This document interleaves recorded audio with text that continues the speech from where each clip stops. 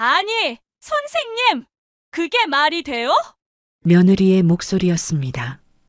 평소보다 한 톤 높고 날카로웠어요. 저는 베란다에서 빨래를 널다 손을 멈췄습니다. 오후 2시 반쯤이었을까요? 초겨울 햇살이 따스하게 비치는 시간이었어요. 아들네 집에 와 있던 참이었습니다. 며느리 수진이가 요즘 회사 일이 바빠서 집안일을 도와주러 왔었죠. 설거지를 끝내고 빨래를 돌려 베란다에서 널고 있었어요. 손자 준서의 작은 내복들이었습니다. 그때 현관문이 열렸어요. 비빅. 며느리가 회사에서 잠깐 나왔나 보다 생각했습니다. 하지만 안쪽에서 들려온 목소리에 손이 멈췄어요. 왜 그렇게 어머니가 멀쩡하세요? 지난번 검사 때는 수치가 높았잖아요. 제 귀를 의심했습니다. 어머니가 멀쩡하다니 그게 무슨 말일까요? 약이 잘못된 거 아니에요? 베란다 유리창 너머로 며느리의 모습이 어렴풋이 보였습니다. 한 손엔 휴대전화를 들고 다른 손으론 이마를 짚고 있었습니다. 저는 빨랫감을 든 채로 얼어붙었어요. 손에 들린 준서의 작은 내복이 축 늘어져 있었지만 놓을 수도 없었습니다. 마치 그 순간 조금이라도 움직이면 무언가 깨져버릴 것 같았어요. 그러니까요. 약을 세게 해야지요. 며느리의 목소리가 한층 낮아졌습니다.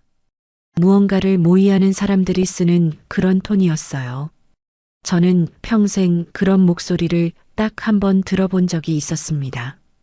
30년 전 시댁 형님이 돌아가셨을 때였어요. 유산 문제로 친척들이 모여 수군거릴 때 누군가가 똑같은 톤으로 말했었죠. 우리가 좀 더 가져야 하지 않겠냐고. 이렇게 멀쩡하면 보험금이랑 요양원 진행은 어떻게 하라고요? 보험금, 요양원. 그 두 단어가 뇌리에 박혔습니다. 마치 뾰족한 못처럼 정수리부터 발끝까지 관통하는 느낌이었어요. 며느리가 거실을 한 바퀴 돌며 계속 통화를 이어갔습니다. 저는 베란다 구석으로 조금씩 물러났어요. 혹시라도 들킬까 봐서요. 아니, 사실은 이 모든 게 꿈이길 바라며 숨은 건지도 모릅니다. 이번엔 조금만 더 강한 걸로요. 탁자를 손으로 두드리는 소리가 들렸습니다. 초조한 사람이 하는 버릇이었어요. 네, 알겠어요. 밤에 드실 거랑 아침 거 제가 챙길게요. 밤에 드실 거, 아침 거. 그게 뭘 의미하는지 너무나 명확했습니다. 제가 매일 먹는 혈압약과 당뇨약, 아침 저녁으로 빠짐없이 챙겨 먹는 그 약들을 말하는 거였어요. 네, 그럼요. 어머니는 모르세요. 며느리가 짧게 웃었습니다. 그 웃음소리가 귓가에 맴돌았어요. 워낙 저를 믿으시니까요. 그 말을 끝으로 전화가 끊어졌습니다. 며느리는 한숨을 길게 내쉬더니 부엌으로 걸어갔어요. 냉장고 문 여는 소리, 물 따르는 소리가 이어졌습니다. 저는 베란다에 그대로 서 있었습니다. 손에 든 빨래는 이미 바닥에 떨어져 있었지만 주울 생각도 나지 않았어요. 다리에 힘이 풀려서 난간을 잡고 겨우 서 있었습니다. 믿는다는 게 뭘까요? 시어머니와 며느리 사이에서 믿음이란 게 가능한 걸까요? 저도 시어머니를 모셨었습니다. 20년간 함께 살았죠. 힘든 날이 더 많았지만 그래도 끝까지 모셨어요. 돌아가실 때까지 약 한 번 잘못 드신 적 없었습니다. 그런데 내 며느리는 저는 황급히 주머니에서 휴대폰을 꺼내 이어폰을 꽂았습니다. 음악을 듣고 있었던 것처럼 아무것도 듣지 못한 것처럼 행동해야 했어요. 떨리는 손으로 음악 앱을 켜고 한쪽 이어폰만 귀에 꽂은 채 계속 빨래를 널었습니다. 베란다 문이 열리는 소리가 났어요. 어머니, 며느리가 부르는 소리에도 일부러 반응하지 않았습니다. 빨래를 널며 고개를 살짝 흔들었어요. 마치 음악에 맞춰 움직이는 것처럼. 어머니, 며느리가 좀 더 크게 불렀고 그제서야 고개를 돌렸습니다. 놀란 표정을 지으며 이어폰을 빼는 신용을 했어요. 아이고, 깜짝이야. 수진이 왔었네? 네, 어머니. 언제 오셨어요? 1시간쯤 됐나? 빨래하면서 음악 좀 듣고 있었어. 며느리가 안도하는 표정을 지었습니다. 아주 미세했지만 분명 안심하는 얼굴이었어요. 아이고, 제가 할 텐데. 힘드신데 왜 하세요? 괜찮아. 나도 할 일이 있어야지. 집에만 있으면 답답해서. 며느리가 빨래 바구니를 들여다봤습니다. 준서 옷이 정말 많네요. 맨날 빨아도 끝이 없어요. 애들은 다 그래. 현수도 어릴 땐 하루에도 몇 번씩 갈아입혔어. 평범한 대화였습니다. 늘 하던 그런 대화. 하지만 제 가슴은 아직도 요동치고 있었어요. 회사는 어쩐 일이니? 이 시간에. 아, 오늘 오후에 외근이 있어서요. 집에 잠깐 들러서 서류 좀 가지러 왔어요. 며느리가 거실로 들어가며 말했습니다. 서재 쪽으로 가서 서류 가방을 들고 나왔어요. 연기를 하는 건지 정말로 서류를 가지러 온 건지 알 수 없었습니다. 점심은 드셨어요, 어머니? 아직 배가 별로 안 고파서 냉장고에 반찬 많이 있으니까 드세요. 아, 그리고 준서는 5시에 데려올게요. 그래, 알았어. 며느리가 현관으로 향했습니다. 평소와 다를 게 없는 모습이었어요. 늘 그렇듯 바쁜 워킹맘의 모습. 어머니, 혹시 필요한 거 있으시면 연락하세요. 그래, 조심해서 가렴. 며느리가 현관으로 향했습니다. 구두 신는 소리, 가방 드는 소리가 들렸어요. 아참, 어머니. 현관에서 며느리가 다시 불렀습니다. 심장이 또 한 번 멎는 것 같았어요. 저녁에 약 드시는 거 잊지 마세요. 탁자 위에 올려뒀어요. 약. 그 단어가 나오자 온몸이 경직됐습니다. 알았어. 잘 챙겨 먹을게. 네, 그럼 가볼게요. 도어락 소리가 울렸습니다. 비비. 문이 닫혔지만 저는 바로 움직이지 못했습니다. 며느리가 뭔가를 놓고 갔다며 다시 들어올 수도 있으니까요. 이 집의 주인은 제가 아니라 며느리였습니다. 몇 분간 그대로 서서 빨래를 계속 널었어요. 손은 움직이고 있었지만 머릿속은 하얗게 비어 있었습니다. 아니, 너무 많은 생각들이 동시에 들어와서 오히려 아무 생각도 할 수 없었던 건지도 모르겠어요. 엘리베이터 소리가 멀리서 들렸습니다. 이 아파트는 복도에서도 엘리베이터 작동 소리가 들려요. 며느리가 완전히 내려간 것 같았습니다. 그제서야 저는 베란다 바닥에 주저앉았습니다. 창밖의 햇살은 여전히 따스했지만 온몸이 차가웠습니다. 식은땀이 등줄기를 타고 흘렀어요. 약통이 놓인 거실 탁자가 보였습니다. 하얀 약통 3개가 나란히 놓여 있었어요. 겉보기엔 평범한 약통들이었지만 이제는 다르게 보였습니다. 독약처럼, 함정처럼, 배신의 증거처럼. 저는 떨리는 손으로 빨래를 다시 집어들었습니다. 아직도 널어야 할 빨래가 많이 남아 있었으니까요. 손자의 작은 내복을 빨래집게에 걸면서 생각했습니다. 이 아이는 나중에 할머니를 어떻게 기억할까? 약물에 중독되어 요양원에 갇힌 정신 나간 노인으로, 아니면 그저 일찍 돌아가신 할머니로. 햇살이 베란다 유리창에 반사되어 눈이 부셨습니다. 눈물인지 햇빛 때문인지 앞이 잘 보이지 않았어요. 그래도 빨래는 계속 널었습니다. 한 장 한 장 정성스럽게, 마치 아무 일도 없었다는 듯이, 마치 방금 전 일이 모두 환청이었다는 듯이. 하지만 가슴 한구석에선 분명히 알고 있었습니다. 오늘 이 순간부로 모든 것이 달라졌다는 걸요. 공원 벤치에서 1시간쯤 앉아 있었을까요? 해가 기울기 시작했습니다. 집으로 돌아가야 한다는 생각과 다시는 아들네 집에 가고 싶지 않다는 마음이 부딪혔어요.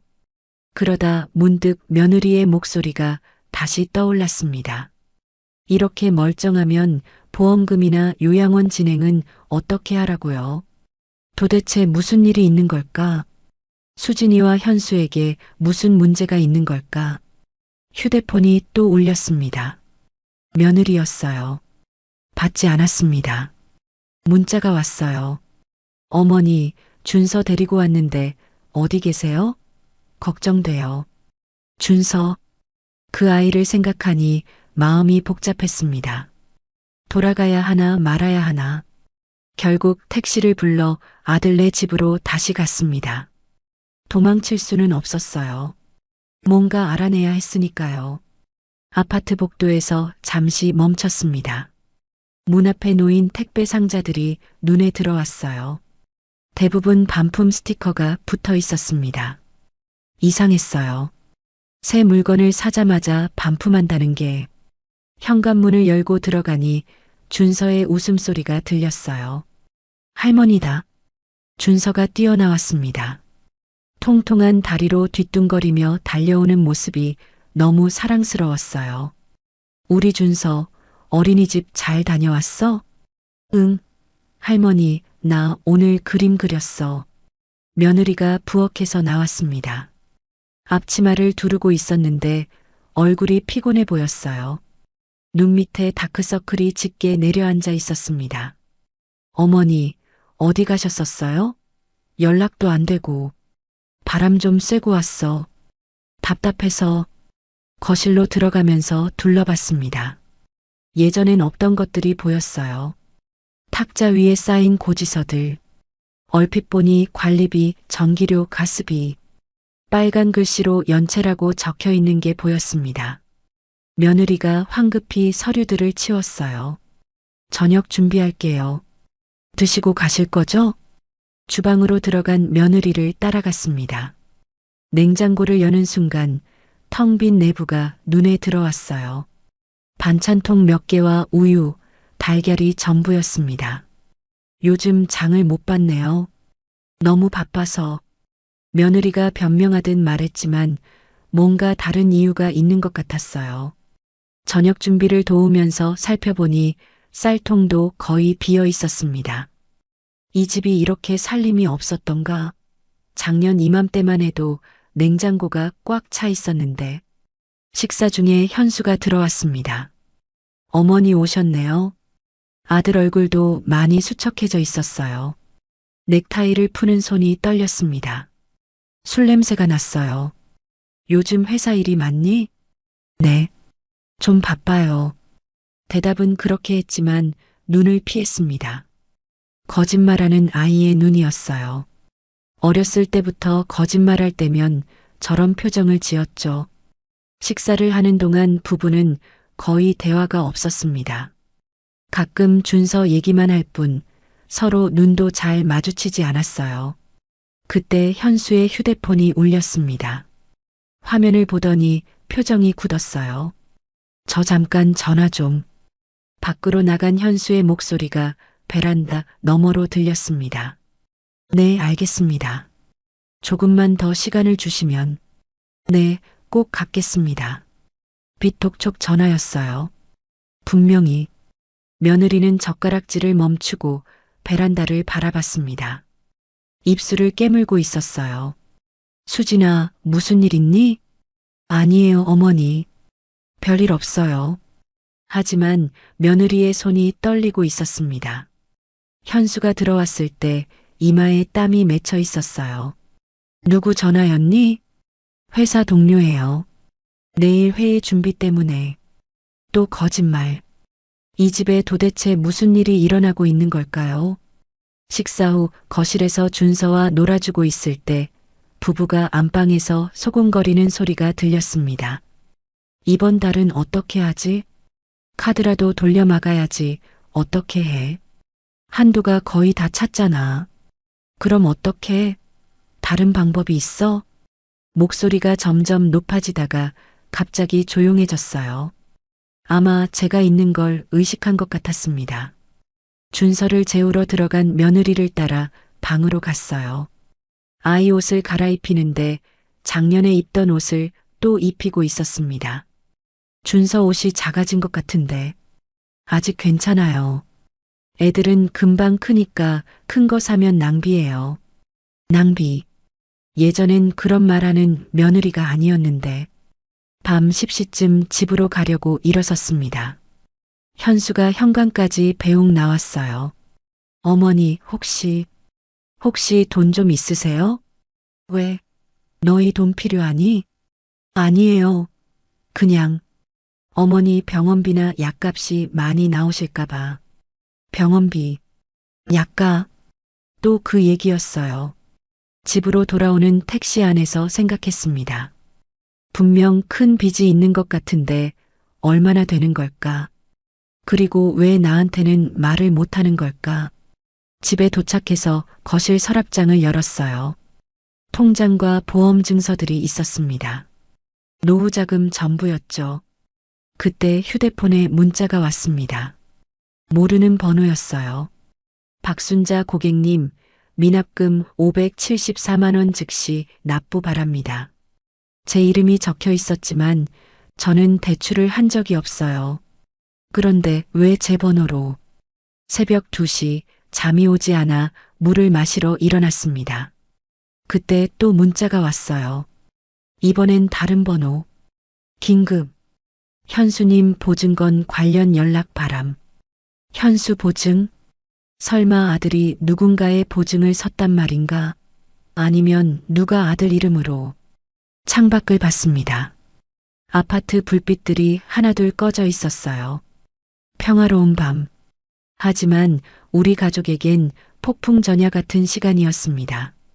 내일 아침 다시 아들네 집에 가봐야겠다고 생각했어요. 이번엔 정면으로 물어봐야겠다고. 하지만 그 전에 먼저 확인해야 할 게 있었습니다. 침실로 들어가 약통을 꺼냈어요.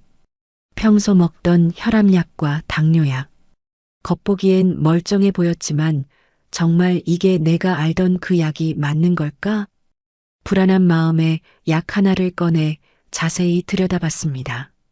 언제부터인가 약의 색깔이 조금 달라진 것 같기도 하고, 아니면 내 착각인가? 그날 밤은 정말 길었습니다. 의심과 불안, 분노와 슬픔이 뒤엉킨 긴 밤이었어요. 새벽 4시, 드디어 결심했습니다. 내일 병원에 가서 약을 검사해달라고 해야겠다고. 그리고 은행에도 가서 아들 이름으로 된 대출이나 보증이 있는지 확인해 봐야겠다고. 가족을 지키려면 먼저 진실을 알아야 했으니까요. 다음 날 아침 일찍 일어났습니다. 밤새 제대로 잠을 못 잤더니 머리가 무거웠어요. 거울을 보니 눈이 퉁퉁 부어 있었습니다. 평생을 살면서 이렇게 불안한 밤을 보낸 적이 몇 번이나 됐을까요? 남편이 세상을 떠났을 때, 시어머니가 돌아가셨을 때, 현수가 입대하던 날, 그리고 어제 세수를 하고 옷을 갈아입었어요. 평소보다 신경 써서 단정하게 입었습니다. 병원과 은행에 가려면 깔끔한 인상을 줘야 할 것 같았거든요. 가방에 약통을 넣었습니다. 혈압약, 당뇨약, 소화제까지 몇 달간 받은 약을 모두 챙겼어요. 혹시 모르니 예전 처방전도 함께 넣었습니다. 이른 아침 동네 내과로 향했습니다. 오랜 세월 다니던 병원이었어요. 최 원장님은 저를 처음 진료한 때부터 지금까지 쭉 봐주셨죠. 대기실에 환자가 몇 명 없었습니다. 접수대 간호사가 반갑게 인사했어요. 약이 떨어졌냐고 아니면 어디 불편한 데가 있냐고 물었습니다. 약 확인 좀 해주셨으면 한다고 했더니 간호사 표정이 의아해졌어요. 약이 이상한가요? 부작용이 있으셨나요? 그렇게 물었습니다. 부작용은 아니고 그냥 확인만 하고 싶다고, 혹시 다른 약이 섞였을까봐 그런다고 둘러댔어요. 진료실로 들어갔을 때 최 원장님이 차트를 보고 계셨습니다. 중년의 신사분이었는데 언제나 차분하고 꼼꼼했어요. 무슨 일로 오셨냐고 물으셨습니다. 가방에서 약통들을 꺼내 책상 위에 놓았어요. 이 약들이 제대로 된 약인지 확인해 달라고, 혹시 다른 약으로 바뀐 건 아닌지 봐달라고 부탁했습니다. 원장님이 약통을 하나씩 들여다보셨어요. 포장지를 확인하고 알약을 직접 꺼내서 색깔과 각인을 살폈습니다. 왜 이런 걸 확인하고 싶으신지 이유를 물으셨어요. 괜히 의심하는 것처럼 보일까봐 조심스러웠지만 솔직하게 말했습니다. 최근에 약을 먹고 나면 어지럽고 속이 메스꺼워서 그런다고요. 원장님이 한참을 들여다보시더니 고개를 갸우뚱하셨습니다. 저희가 처방한 건 아니니 확실하게는 모르지만 혈압을 높이는 약인 것 같다. 제약회사가 리뉴얼을 했는지 아니면 복제약으로 바뀐 건지 확실하진 않지만 일단 제약회사에 문의해 보겠다고 했습니다. 심장이 쿵 내려앉았어요. 역시 뭔가 이상한 게 맞았던 겁니다. 원장님이 새 처방전을 써주셨어요. 일단 이전에 드시던 약으로 다시 처방해 드릴 테니 이걸로 일주일 드시고 상태를 보자고 하셨습니다. 그리고 혹시 누가 약을 처방했는지 잘못된 약이니 안 먹는 게 좋겠다고 조심스럽게 덧붙이셨어요. 누가 바꿨는지는 알고 있었습니다. 다만 믿고 싶지 않았을 뿐이죠. 약을 받아들고 은행으로 향했습니다. 가까운 거리에 있는 지점이었어요. 현수가 급여 통장을 만든 곳이기도 했죠. 창구 직원에게 아들 이름으로 된 대출이나 보증이 있는지 확인하고 싶다고 했습니다. 하지만 본인이 아니면 조회가 안 된다고 했어요. 개인정보보호법 때문이라나요. 그럼 제 명의로 된 대출은요? 제가 모르는 대출이 있는지 확인할 수 있냐고 물었습니다. 직원이 신분증을 받아 확인하더니 잠시만 기다리라고 했어요. 컴퓨터를 두드리는 소리가 들렸습니다. 몇 분 후 직원이 난처한 표정으로 돌아왔어요. 제 명의로 신용대출이 하나 있다고 했습니다. 거액이었어요. 머릿속이 하얘졌어요. 제가 대출을 받은 적이 없는데요. 그렇게 말하려는데 목소리가 나오지 않았습니다. 언제 대출 받은 건지 물으니 반년쯤 전이라고 했어요. 인터넷 뱅킹으로 신청됐다고요. 인터넷 뱅킹은 며느리가 설치해 줬었습니다. 사용법도 가르쳐 줬고요. 설마 그때 대출금이 어디로 갔는지 확인해 달라고 했습니다. 직원이 다시 확인하더니 현수 계좌로 전액 이체됐다고 알려줬어요. 아들이 가져간 겁니다. 제 명의로 몰래 대출을 받아서 은행을 나올 때 다리에 힘이 풀렸어요. 길가 벤치에 앉아 한참을 멍하니 있었습니다. 지나가던 동네 아주머니가 저를 알아봤어요. 같은 아파트에 사는 분이었죠. 괜찮으냐고 물었습니다. 얼굴이 안 좋아 보인다고 어디 아픈 곳이라도 있냐고요. 괜찮다고 그냥 잠깐 쉬는 거라고 했더니 옆에 앉았어요. 요즘 아드님네 집에 자주 가시냐고 물었습니다. 지난주에 그 집 앞을 지나가는데 낯선 사람들이 문 앞에서 큰 소리 치는 걸 봤다고 했어요. 빚 갚으라고 소리치더라고요. 온몸이 얼어붙었습니다. 동네 사람들까지 알 정도로 소문이 난 거였어요. 아주머니가 조심스럽게 말을 이었습니다. 며느리가 요즘 새벽에 약국에 자주 간다는 얘기도 들었다고요. 심야 약국 말이에요. 한밤중에 혼자서요. 왜 새벽에 약국을 가는지 아냐고 물으니 아주머니도 모른다고 했어요. 다만 야간 약사한테 뭔가를 부탁하는 것 같더라고 그 약사 선생님이 고개를 절레절레 흔들었다고 했습니다. 집으로 돌아오는 길에 그 심야 약국을 지나쳤어요. 들어가 볼까 망설이다가 결국 문을 열었습니다. 젊은 남자 약사가 있었어요. 무엇을 찾으시냐고 물었습니다. 혈압약 있냐고 했더니 처방전이 있냐고 되물었어요. 아니라고 그냥 일반 의약품으로 살 수 있는 거 있냐고 했습니다. 약사가 고개를 저었어요. 혈압약은 전문의약품이라 처방전 없이는 판매가 안 된다고 했습니다. 혹시 어떤 여자가 와서 약을 달라고 한 적 있냐고 조심스럽게 물었어요. 젊고 키가 크고 머리가 긴 여자요. 약사 표정이 굳었습니다. 왜 그런 걸 물으시냐고, 혹시 무슨 문제라도 있냐고 되물었어요. 그냥 궁금해서 그런다고 얼버무렸습니다. 약사는 더 이상 말하지 않았지만 그 표정만으로도 충분히 알 수 있었어요. 며느리가 이곳에 왔었다는 것을요. 집으로 돌아와 소파에 주저앉았습니다. 오늘 하루 동안 알게 된 것들이 머릿속을 어지럽혔어요. 바뀐 약, 거액의 대출, 빚독촉, 새벽 약국, 모든 조각이 맞춰지고 있었습니다. 하지만 그림을 완성하고 싶지 않았어요. 완성하는 순간 돌이킬 수 없는 강을 건너는 것 같았으니까요. 오후 늦게 현수에게서 전화가 왔습니다. 오늘 저녁에 집에 와서 같이 식사하자고 했어요. 준서가 할머니를 보고 싶어 한다고요.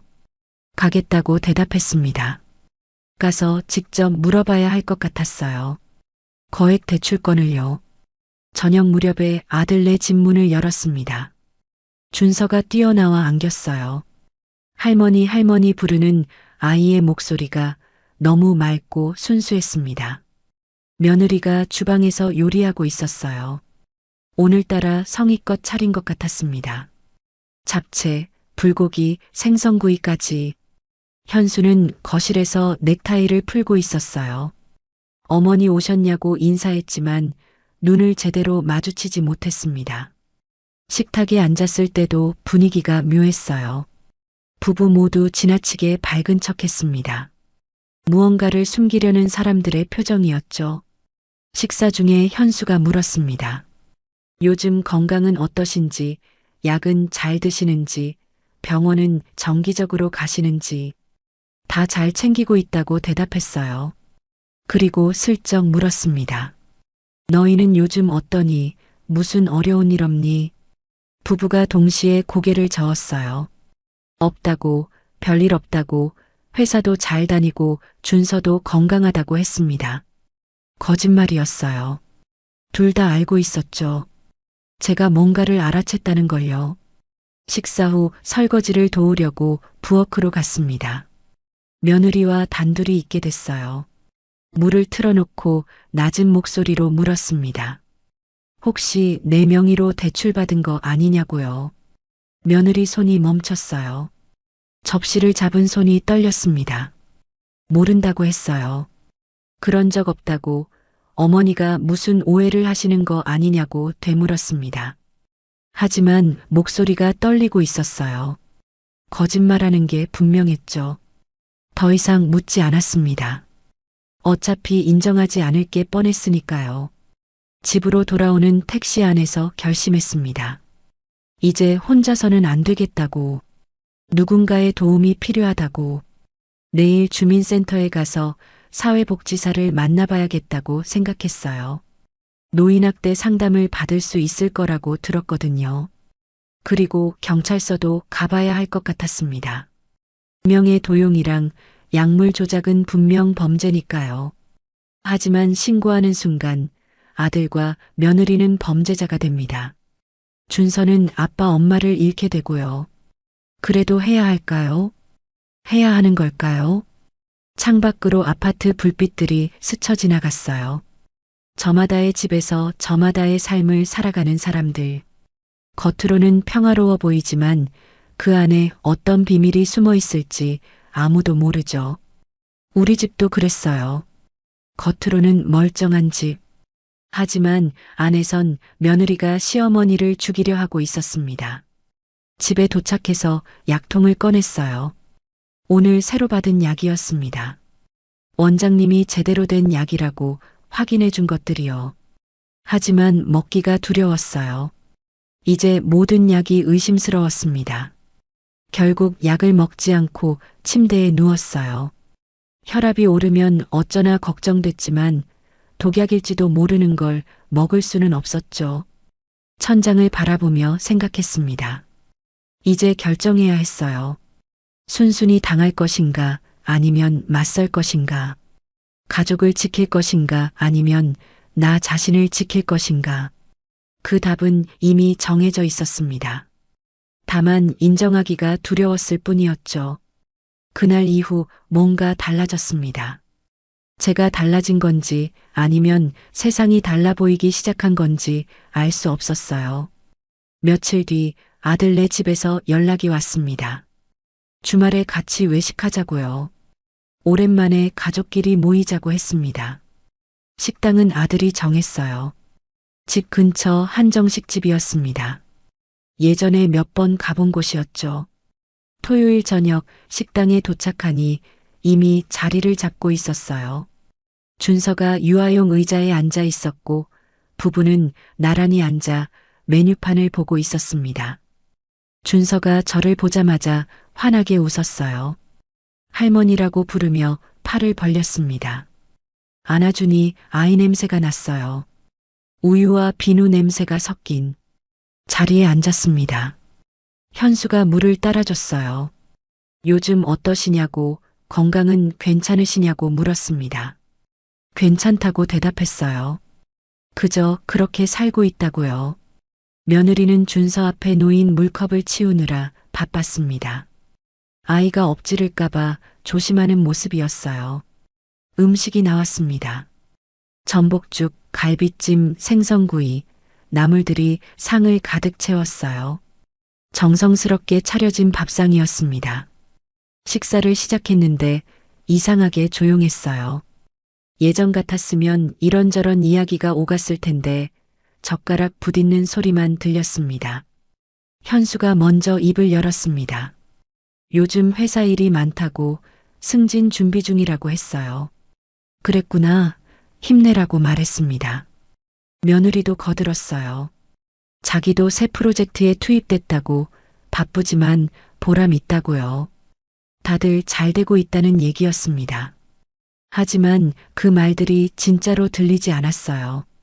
준서가 숟가락을 떨어뜨렸습니다.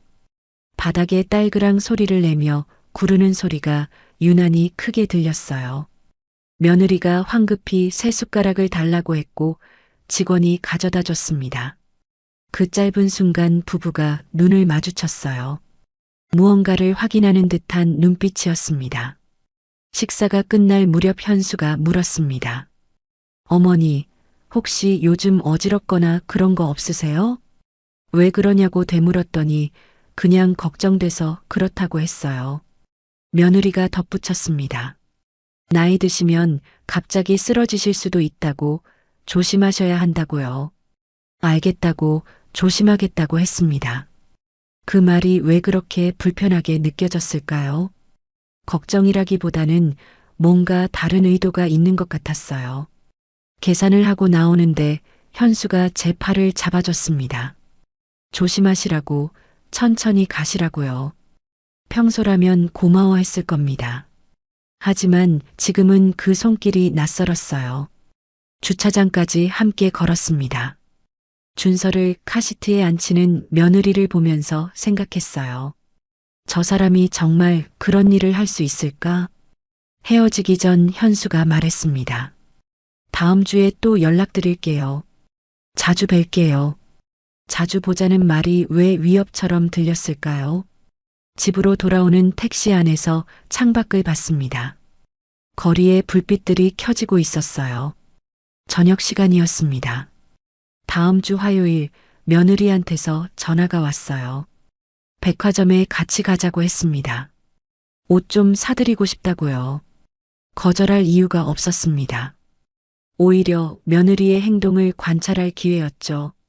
백화점에 가니 며느리가 여성복 매장으로 안내했어요. 새 옷을 골라보라고 했습니다. 마음에 드는 게 없다고 했더니 며느리가 직접 골랐어요. 회색 가디건과 검은색 바지였습니다.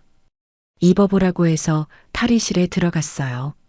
옷을 갈아입고 나왔더니 며느리가 고개를 끄덕였습니다. 잘 어울린다고요. 계산하면서 며느리가 말했습니다. 어머니 생신도 곧인데 미리 드리는 거라고요. 생일은 아직 한참 남았는데 벌써 선물을 한다는 게 이상했어요. 카페에 들어가 차를 마셨습니다. 며느리가 케이크도 시켰어요. 한참 조용히 있다가 며느리가 입을 열었습니다. 어머니, 요즘 혼자 계시기 힘드시죠? 아니라고 괜찮다고 했어요. 며느리가 계속 말을 이었습니다. 나이 드시면 누군가 곁에서 돌봐드려야 한다고, 혼자 사시면 위험하다고요. 무슨 말을 하려는 건지 알 것 같았어요. 요양원 얘기를 꺼내려는 거였습니다. 아직은 혼자 잘 지낸다고 걱정 말라고 했어요. 며느리 표정이 묘하게 변했습니다. 실망한 것 같기도 하고 짜증난 것 같기도 했어요. 더 이상 그 얘기는 나오지 않았습니다. 하지만 공기가 무거워졌어요. 집으로 돌아와 옷을 옷장에 걸었습니다. 새 옷이었지만 기쁘지 않았어요. 며칠 후 동네에서 아는 아주머니를 만났습니다. 슈퍼마켓 앞에서 마주쳤어요. 오랜만이라며 반가워했습니다. 요즘 어떻게 지내냐고 물었어요. 그저 그렇다고 별일 없이 지낸다고 했습니다. 아주머니가 조심스럽게 말했어요. 지난주에 아드님이 혼자 은행에 오는 걸 봤다고요. 표정이 안 좋아 보이더라고요. 그랬느냐고만 대답했습니다. 더 이상 묻고 싶지 않았어요. 아주머니가 또 말을 이었습니다. 요즘 젊은 사람들 힘들다고, 애 키우고 집 장만하고 하려면 빚도 많이 생기고요. 맞다고, 다들 힘들게 산다고 했어요. 헤어지고 나서 생각했습니다. 동네 사람들도 알고 있구나. 아들네 형편이 어렵다는 걸요. 저녁 무렵 현수한테서 문자가 왔어요. 내일 점심때 집에 들를 수 있냐고 물었습니다. 올 거면 오라고 답장을 보냈어요. 다음 날 정오쯤 현수가 왔습니다. 손에 과일 바구니를 들고 있었어요. 들어와 소파에 앉더니 한참을 말이 없었습니다. 뭔가 할 말이 있는 것 같았어요. 차를 끓여내왔습니다. 현수가 잔을 받아들고도 마시지 않았어요. 어머니, 그렇게 말을 꺼냈습니다. 혹시 목돈 쓸 일 있으세요? 왜 그러냐고 물었더니 그냥 궁금해서 그렇다고 했어요. 없다고, 당분간은 특별히 쓸 일 없다고 대답했습니다. 현수가 고개를 끄덕였습니다. 하지만 안심한 표정이 아니었어요. 오히려 걱정스러워 보였습니다.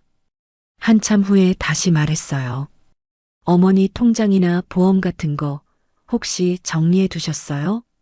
무슨 말이냐고 물으니 나중에 필요할 수도 있어서 그렇다고 했습니다.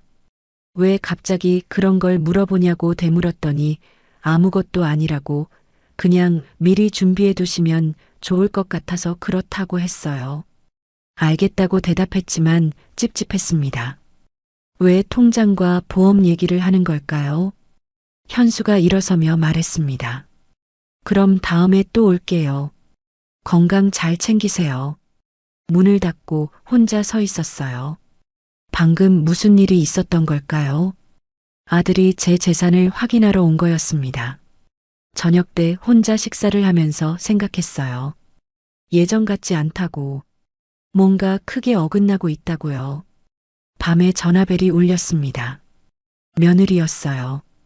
현수가 다녀갔다면서 무슨 얘기 나눴냐고 물었습니다. 별 얘기 없었다고, 그냥 안부 묻고 갔다고 했어요. 며느리 목소리가 차가웠습니다.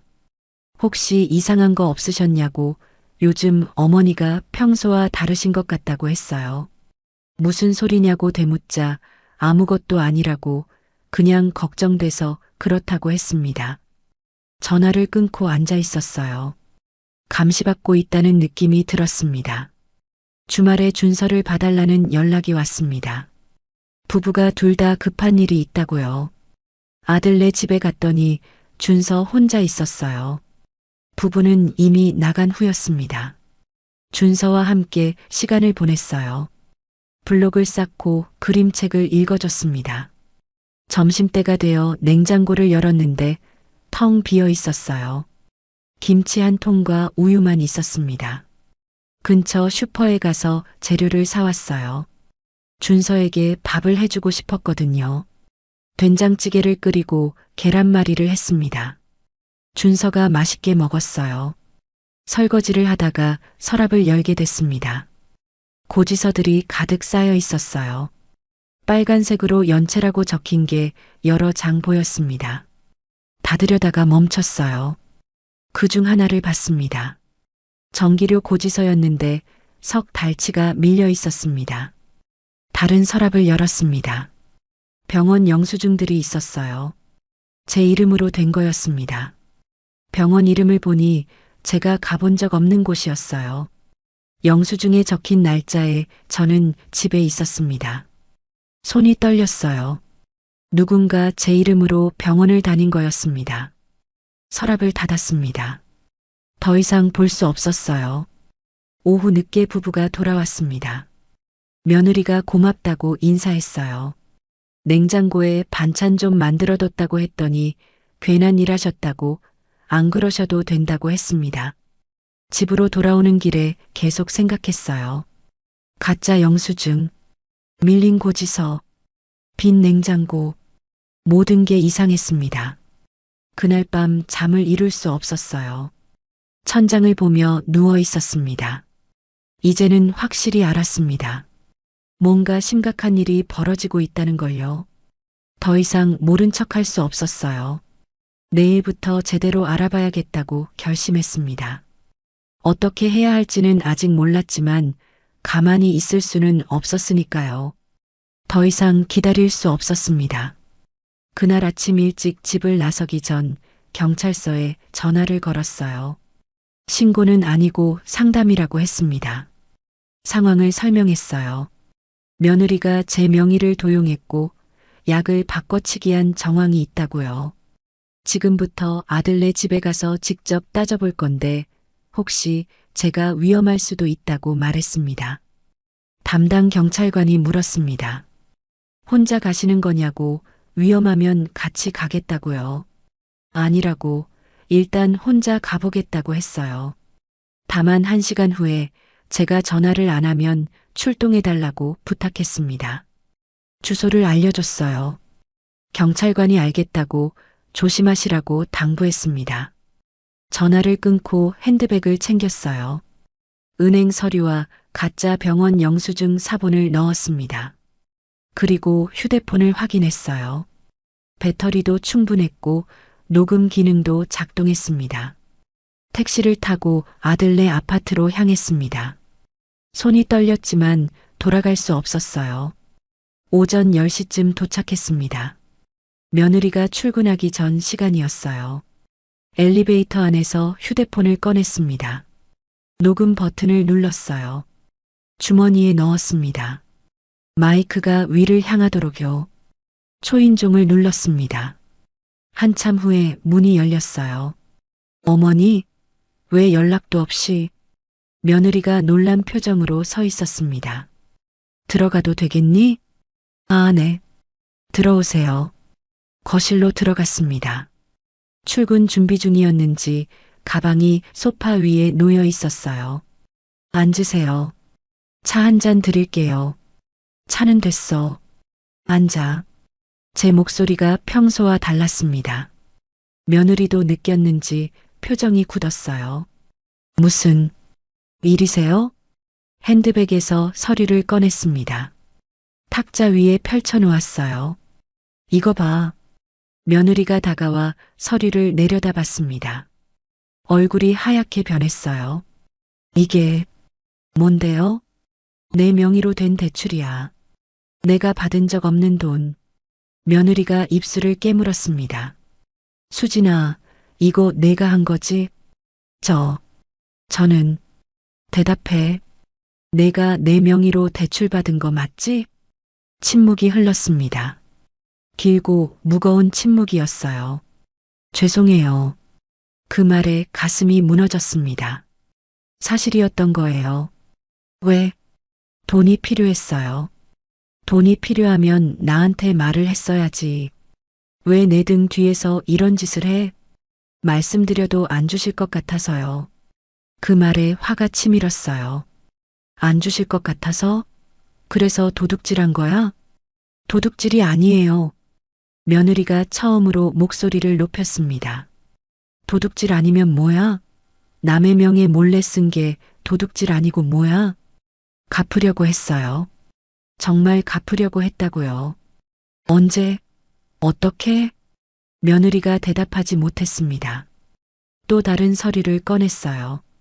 가짜 병원 영수증이었습니다. 그럼 이것도 설명 좀 해봐. 며느리가 그 서류를 보더니 뒤로 물러섰어요. 이건 내 이름으로 된 가짜 영수증이지. 보험금 타려고 만든 거 아니야? 아니에요. 아니긴 뭐가 아니야. 여기 날짜 봐. 이날 나 집에 있었어. 병원 간 적 없다고. 며느리가 소파에 주저앉았습니다. 그리고 이것보다 더 심한 게 있지. 며느리가 고개를 들었어요. 그날 베란다에서 다 들었어. 내가 전화하던 거. 며느리 얼굴에서 핏기가 완전히 빠졌어요. 무슨 말씀이세요? 약을 3개 해야 한다고. 이렇게 멀쩡하면 요양원 보내기 힘들다고. 그 말 다 들었다고. 어머니, 내 약을 바꿔치기 한 거지? 날 아프게 만들려고? 요양원에 쳐넣으려고? 며느리가 고개를 숙였습니다. 대답 대신 눈물이 떨어졌어요. 왜 울어? 들켜서 우는 거야? 죄송해요. 정말 죄송해요. 죄송하긴 뭐가 죄송해. 시어미를 죽이려던 주제에. 죽이려던 건 아니에요. 며느리가 고개를 들었습니다. 눈물 범벅이 된 얼굴이었어요. 정말 죽이려던 건 아니에요. 그냥 좀 아프게만 하려고. 좀 아프게? 그래서 요양원에 쳐넣으려고. 며느리가 울면서 말했습니다. 선택이 없었어요. 빚이 너무 많아서. 현수 보증도 있고. 빚이 많으면 시어미를 해쳐도 돼? 해치려던 게 아니에요. 요양원에 계시면 돌봄도 받으시고 저희는 어머니 통장으로 빚을 갚고 내 통장으로 내 빚을 갚겠다고. 내 허락도 없이? 말씀드려도 안 도와주실 거잖아요. 뭐? 어머니는 맨날 돈 아낀다고 노후 대비해야 한다고 그러시잖아요. 저희가 얼마나 힘든지는 생각도 안 하시고. 그 말에 할 말을 잃었습니다. 내가 너희 사정을 생각 안 했다고? 네. 저희가 얼마나 힘든지 아세요? 집값 대출, 아이 키우는 비용, 현수가 친구 빚 보증, 매달 이자만 해도. 그래서 어미를 요양원에 가두려고. 가두는 게 아니에요. 그냥 잠깐. 잠깐이 얼마야? 한 달? 1년? 평생? 며느리가 대답하지 못했습니다. 그때 현관문이 열렸습니다. 수진아, 서류 놔두고 와서. 현수였어요. 문을 열고 들어서다 멈췄습니다. 어머니? 현수야. 왜 여기? 현수가 탁자 위 서류들을 봤어요. 얼굴이 굳었습니다. 아들아, 너도 알고 있었지? 뭐요? 이 대출건, 가짜 영수증, 약 바꿔치기, 요양원 계획, 너도 다 알고 있었지? 현수가 아무 말도 하지 못했습니다. 대답해. 알고 있었냐고. 네. 그 한마디에 세상이 무너지는 것 같았어요. 언제부터? 처음부터요. 처음부터 알고도 가만히 있었어? 죄송합니다. 죄송하긴. 넌 내 아들이잖아. 내가 낳아서 키운 자식이잖아. 목소리가 떨렸습니다. 어미를 그렇게 만들려는 걸 알고도 왜 말리지 않았어? 방법이 없었어요. 빚이 너무 많아서. 어머니한테 말씀드려도 어차피 안 도와줄 거라고. 그래서 이런 짓을 한 거야? 현수가 고개를 숙였습니다. 가슴이 찢어지는 것 같았어요. 너희가 진짜로 힘들면 내가 도왔을 거야. 통장 다 털어서라도 도왔을 거라고. 어머니. 근데 이렇게 뒤통수를 치면 어떡해. 어미를 요양원에 처박고 돈을 뺏으려는 걸 어떻게 용서해. 정말 죄송합니다. 이제 와서 죄송하다고? 늦었어.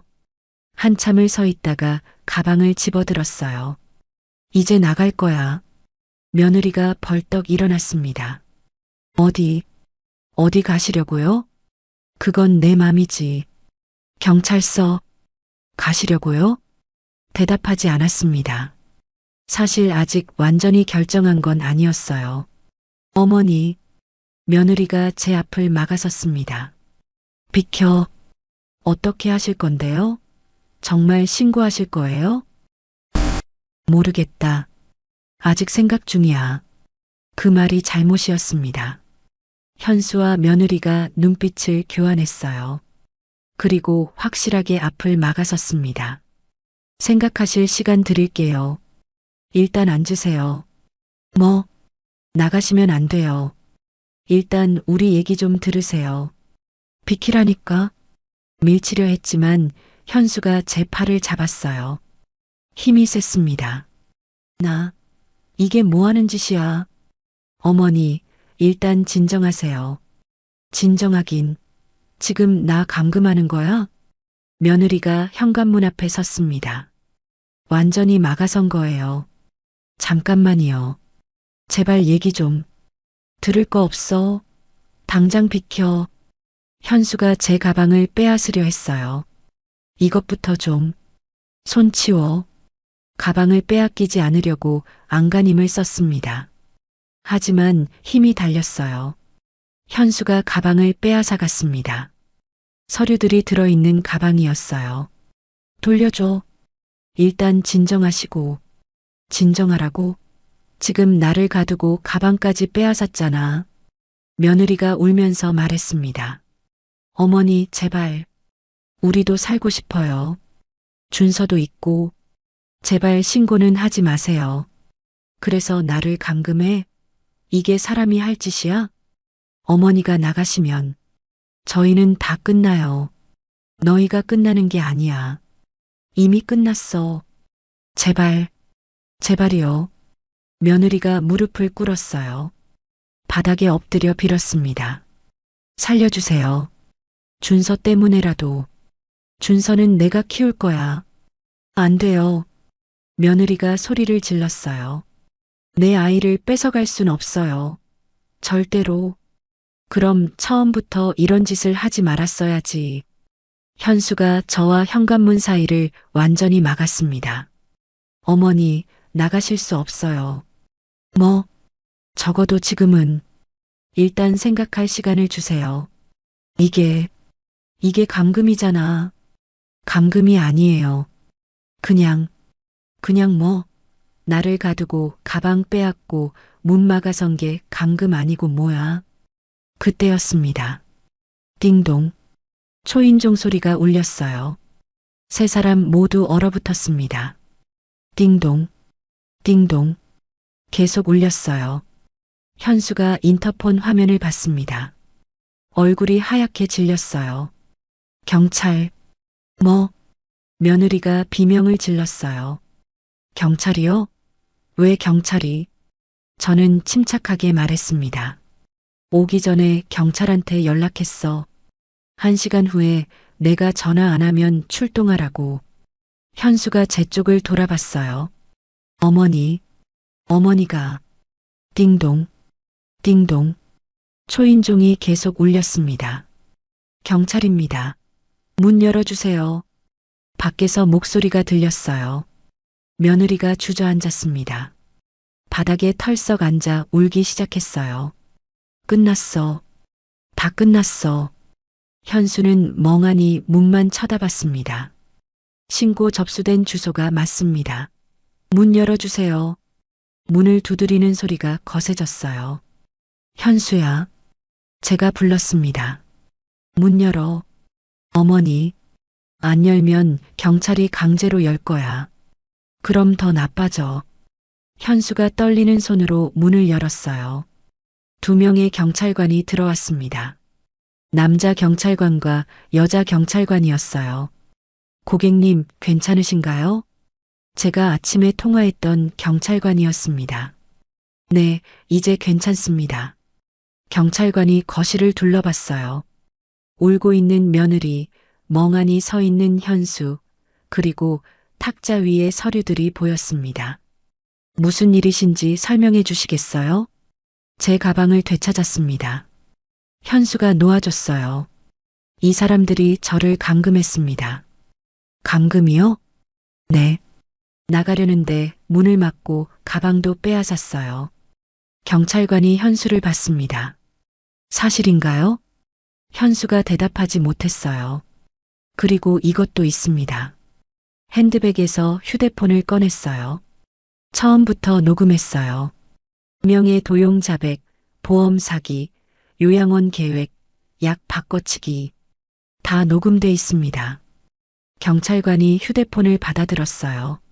재생해도 될까요? 네. 녹음을 들려줬습니다. 며느리의 목소리가 울려 나왔어요. 돈이 필요했어요. 요양원에 계시면 저희는 어머니 통장으로 빚을 갚고 약을 바꿔서 아프게 만들려고. 며느리가 더 크게 울었습니다. 경찰관이 녹음을 멈췄어요. 명예 도용, 사문서 위조, 보험 사기, 존속상해, 미수, 감금. 여러 혐의가 있겠네요. 여자 경찰관이 며느리에게 다가갔습니다. 일어나세요. 며느리가 고개를 저었어요. 싫어요. 싫어요. 일어나세요. 서에 가셔야 합니다. 현수가 무릎을 꿇었어요. 어머니, 제발. 마지막으로 한 번만. 제가 그를 내려다봤습니다. 난 너한테 마지막 기회를 줬어. 문 열고 비켜달라고 했을 때. 그런데 넌 나를 가뒀지. 어머니, 이제 늦었어. 경찰관이 수갑을 꺼냈습니다. 두 분 다 동행해야겠습니다. 며느리가 비명을 질렀어요. 안 돼요. 제 아이는 어떡하고요. 준서는요. 가족이나 지인에게 연락하세요. 아니면 아동보호기관에서. 싫어요. 싫어. 하지만 소용없었어요. 여자 경찰관이 며느리에게 수갑을 채웠습니다. 현수에게도 수갑이 채워졌어요. 어머니, 정말 이러실 거예요? 현수가 마지막으로 물었습니다. 제가 대답했어요. 내가 너희한테 뭘 잘못했니? 평생 너희만 믿고 살았어. 그런데 너희는 나를 이렇게 만들었잖아. 죄송합니다. 이제 그 말 하지 마. 듣기 싫어. 경찰관들이 두 사람을 데리고 나갔습니다. 며느리의 울음소리가 복도까지 들렸어요. 저는 빈 거실에 혼자 남았습니다. 소파에 앉았어요. 다리에 힘이 풀렸습니다. 탁자 위에 준서 사진이 놓여 있었어요. 돌잔치 때 찍은 사진이었습니다. 사진 속 아이가 웃고 있었어요. 눈물이 났습니다. 이제 그 아이는 어떻게 되는 걸까요? 하지만 돌이킬 수는 없었어요. 이미 강을 건너버렸으니까요. 경찰이 두 사람을 데리고 간 후 그날 밤은 잠을 이룰 수 없었습니다. 다음 날 아침 은행에서 연락이 왔어요. 명예 도용건으로 출석해달라고 했습니다. 은행 상담실에서 서류들을 확인했어요. 경찰 조사 결과 명예 도용이 확실하니 대출금 상환 의무가 없다고 했습니다. 은행에서 처리하겠다고요.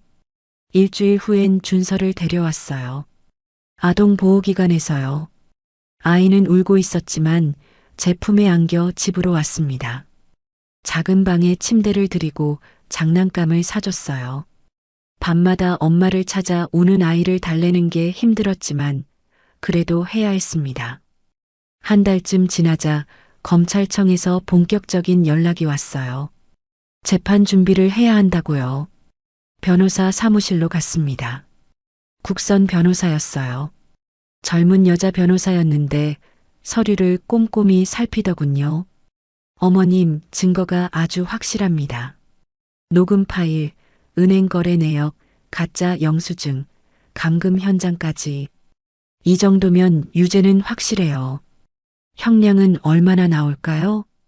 명예 도용, 사문서 위조, 보험 사기 미수, 존속상해, 미수, 감금. 여러 죄목이 있으니 실형은 피할 수 없을 겁니다. 특히 존속 범죄는 가중처벌 대상이라 형량이 상당히 높게 나올 거예요. 아마 4년에서 5년 사이일 겁니다. 둘 다요? 네. 며느리분이 주도적이었지만 아드님도 공범이니까요. 변호사가 녹음 파일을 다시 들었어요. 수진의 목소리, 현수의 목소리가 흘러나왔습니다. 이 녹음이 결정적이에요. 범행을 자백하는 내용이 다 들어있거든요. 피고인 측에서는 뭐라고 하던가요? 아직 정식 답변은 없지만 아마 정상 참작을 주장할 겁니다. 경제적으로 어려웠다. 어쩔 수 없었다. 실제로 해를 입힌 건 아니다. 이런 식으로요. 그게 통하나요? 글쎄요. 계획이 구체적이었고 실행까지 했으니 어렵지 않을까 싶습니다. 며칠 후 또 사무실에 갔어요. 추가 서류를 준비해야 한다고 했습니다. 어머님, 한 가지 여쭤볼 게 있어요. 뭔가요? 혹시 합의하실 생각은 없으신가요? 합의요? 네. 피고인 측에서 합의를 원할 수도 있거든요. 합의금을 주고 처벌을 줄여달라고요. 고개를 저었어요. 합의는 없어요. 돈 문제가 아니에요. 변호사가 고개를 끄덕였습니다. 알겠습니다. 그럼 재판 때 증인으로 출석하셔야 해요. 직접 피해 상황을 진술하셔야 합니다. 할 수 있어요. 힘드실 텐데. 괜찮아요. 해야 할 일이니까요. 재판 날짜가 잡혔습니다. 그날까지 한 달이 남았어요. 준비하는 동안 여러 생각이 들었어요. 정말 끝까지 가야 하나, 손자를 위해서라도 한번 용서해야 하나. 하지만 매번 결론은 같았습니다. 안 된다고요. 이건 용서할 수 있는 일이 아니라고요. 드디어 재판 날이 왔습니다. 법원 건물 앞에 섰을 때 다리가 떨렸어요. 하지만 들어가야 했습니다. 법정 문을 열고 들어갔어요. 방청석에 사람들이 앉아 있었습니다. 기자들도 보였어요. 이런 사건은 뉴스거리가 되나 봅니다. 피고인석에 현수와 수진이 앉았어요. 죄수복을 입은 두 사람의 모습이 낯설었습니다. 현수가 저를 봤어요. 눈을 피했습니다. 수진은 고개를 숙이고 있었어요. 많이 수척해져 있었습니다. 재판장이 입장했고 재판이 시작됐어요. 검사가 일어나 기소 내용을 읽었습니다. 피고인 김현수와 박수진은 공모하여 피해자 박순자의 명의를 도용해 금융기관에서 거액을 대출받았습니다. 또한 피해자를 요양원에 보낼 목적으로 약물을 바꿔치기 하려 했으며 보험금을 편취하기 위해 허위 병원 영수증을 작성했습니다. 뿐만 아니라 피해자가 신고하려 하자 물리적으로 감금하여 내용이 길게 이어졌어요. 들으면 들을수록 끔찍했습니다. 이게 내 아들과 며느리가 한 짓이라니요. 피고인 측 변호사가 반박했습니다. 재판장님, 피고인들은 경제적으로 매우 어려운 상황에 처해 있었습니다.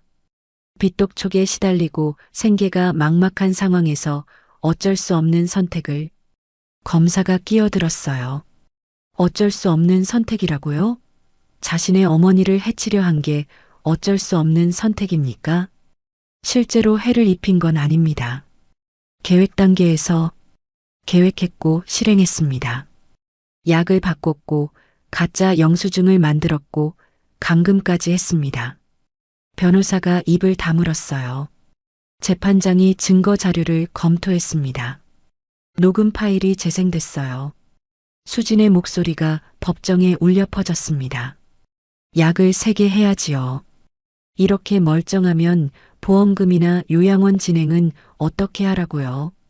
방청석이 술렁였어요. 기자들이 휴대폰으로 뭔가를 적고 있었습니다. 재판장이 피고인들에게 물었습니다. 피고인들은 이 내용을 인정합니까? 현수가 일어섰어요. 떨리는 목소리로 말했습니다. 재판장님, 저는 인정하지 않습니다. 법정이 조용해졌어요. 뭐라고요? 검사가 물었습니다. 저는 이 일을 주도한 게 아닙니다. 제 아내가 혼자 계획한 겁니다. 수진이 고개를 확 들었어요. 뭐? 저는 반대했습니다. 어머니한테 그런 짓을 하면 안 된다고 말렸어요. 지금 뭐 하는 거야? 수진이 소리쳤습니다. 당신이 먼저 말했잖아. 어머니 재산 쓰자고. 언제 내가 빚 갚을 방법 없으니까 어머니 통장 쓰자고 한 게 누구야? 재판장이 망치를 두드렸어요. 조용히 하십시오.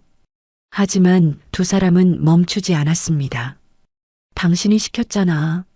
약 바꾸는 것도 영수증 만드는 것도 다.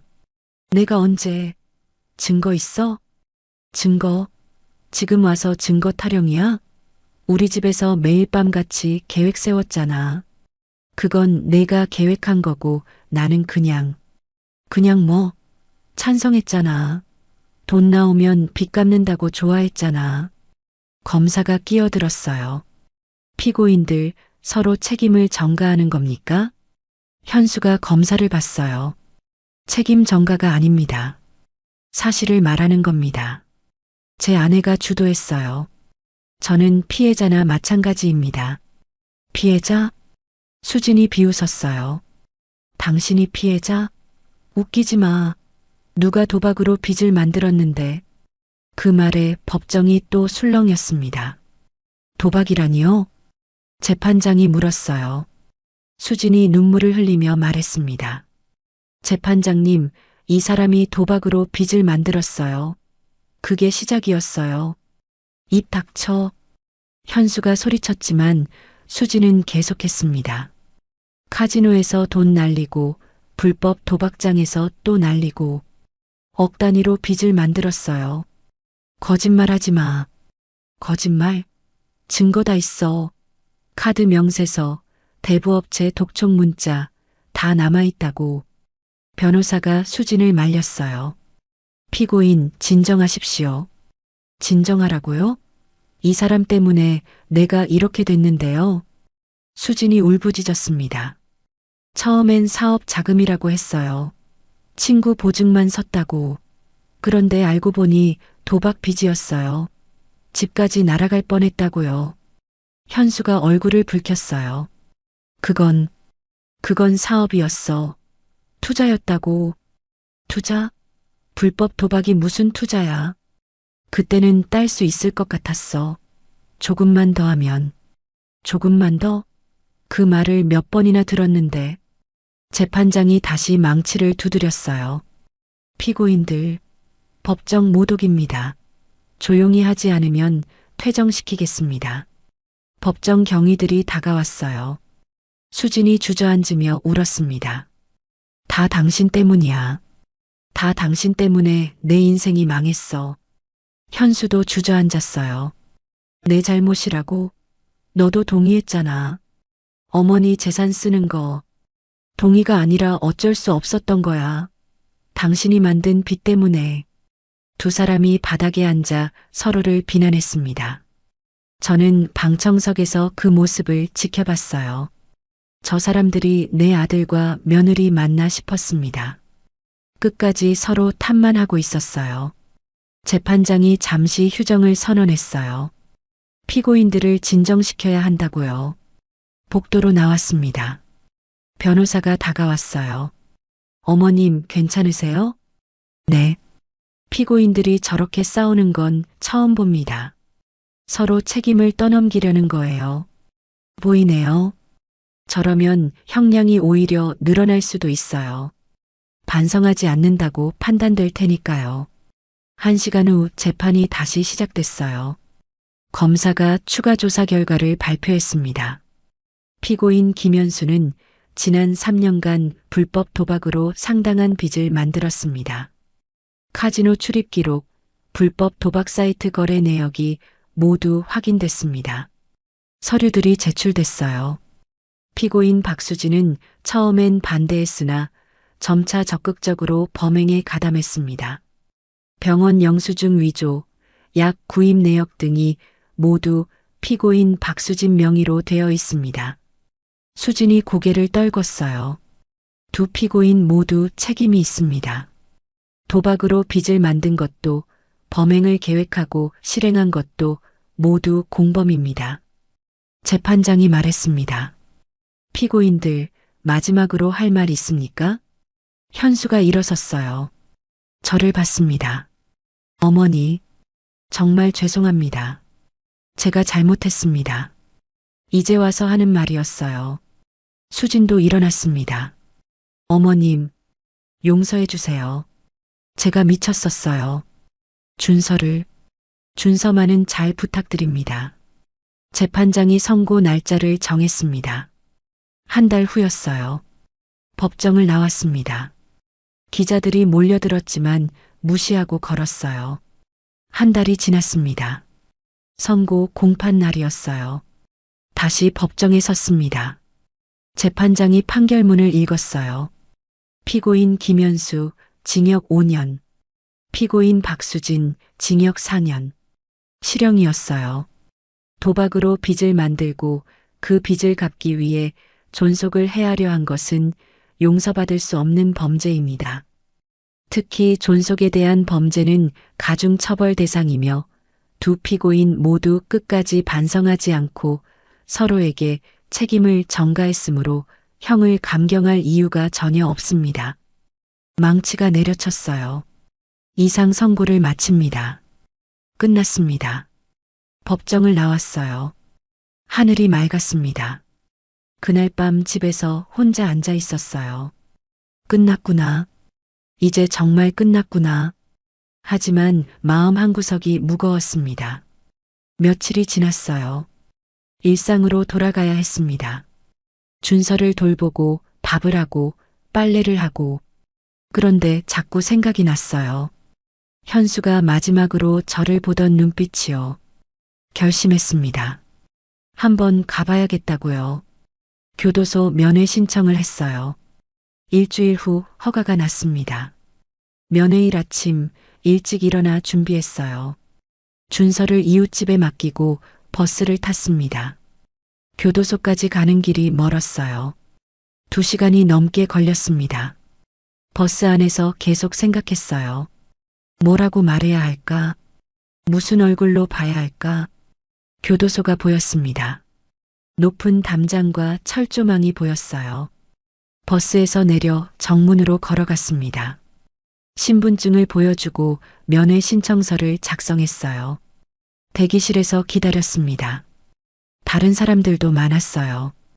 가족들이겠죠. 1시간쯤 기다렸을까요? 제 이름이 불렸습니다. 면회실로 들어갔어요. 유리창이 있고 전화기가 놓여 있었습니다. 의자에 앉아 기다렸어요. 문이 열리고 현수가 들어왔습니다. 죄수복을 입은 아들의 모습이 낯설었어요. 머리를 짧게 깎았고 얼굴이 수척했습니다. 현수가 제 앞에 앉았어요. 유리창 너머였지만 가까이 있었습니다. 전화기를 들었어요. 현수도 들었습니다. 어머니, 목소리가 잠겨 있었어요. 건강은 어떠니? 괜찮습니다. 침묵이 흘렀습니다. 한참을요. 준서는 어떻게 지내요? 잘 있어. 유치원도 다니고. 그렇군요. 밥은 잘 먹니? 네. 먹을 만합니다. 또 침묵이 흘렀어요. 현수가 먼저 말했습니다. 어머니, 정말 죄송합니다. 매일 반성하고 있어요. 들어본 말이었어요. 재판 때도 했던 말이었습니다. 왜 그랬니? 빚 때문이었어요. 정말 어쩔 수가 없었어요. 도박은 왜 했어? 현수가 고개를 숙였어요. 그냥 한두 번 하다 보니까. 한두 번이 어떻게 그렇게 커지니? 처음엔 조금 땄어요. 그래서 계속하면 빚을 갚을 수 있을 것 같았어요. 그런데 점점 잃게 되고 빚이 더 늘어나고 한숨이 나왔어요. 왜 나한테 말을 안 했니? 말씀드리면 혼날까 봐요. 혼나는 게 무서워서 어미를 해치려 했어? 현수가 대답하지 못했습니다. 어머니, 정말 죄송합니다. 저 여기서 너무 힘들어요. 힘들긴 뭐가 힘들어. 내가 한 짓을 생각하면. 알아요. 제가 잘못했어요. 그런데 현수가 눈물을 흘렸어요. 수진이가 자꾸 편지를 보내요. 다 내 잘못이라고, 이혼하겠다고. 그래서 어머니가 좀 수진이한테 말씀해 주세요. 이혼은 하지 말자고. 믿을 수 없었어요. 지금 내가 그런 부탁을 들어줄 것 같니? 어머니, 제발이요. 넌 지금도 모르는구나. 뭐요?